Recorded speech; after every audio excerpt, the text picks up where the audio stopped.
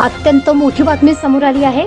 अंमली पदार्थ विरोधी पथक नागपूर ग्रामीण यांनी झारखंड राज्यात पोहोचत मोठी कार्यवाही करत करोडोंचा मुद्देमाल जप्त केलाय। 20 मे 2026 रोजी अंमली पदार्थ विरोधी पथक नागपूर यांनी पेट्रोलिंग दरम्यान अंमली पदार्थ संदर्भात कार्यवाही करून संशयित ट्रक चालकाकडून 237.170 ग्राम वजनाचा अमिफ हा अंमली पदार्थ जप्त केल्याने उमरेड पोलीस स्टेशन येथे संबंधित कलमान्वये गुन्हा दाखल करण्यात आला होता।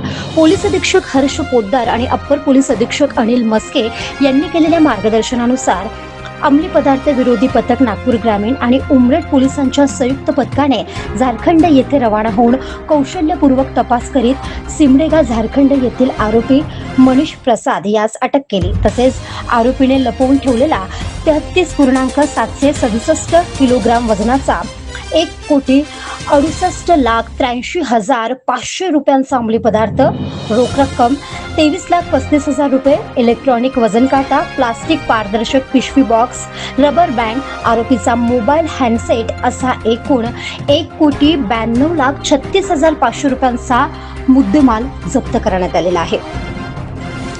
एवढ्या मोठ्या प्रमाणावर अफीम जप्त झाल्याने झारखंड राज्यातील अंमली पदार्थ व्यवसाय करणाऱ्या इस्मांचे धाबे दणाणले असून नागपूर पोलिसांनी परराज्यात येऊन अत्यंत शिताफीने केलेल्या कारवाईची सिमडेगा जिल्ह्यात मोठी चर्चा आहे।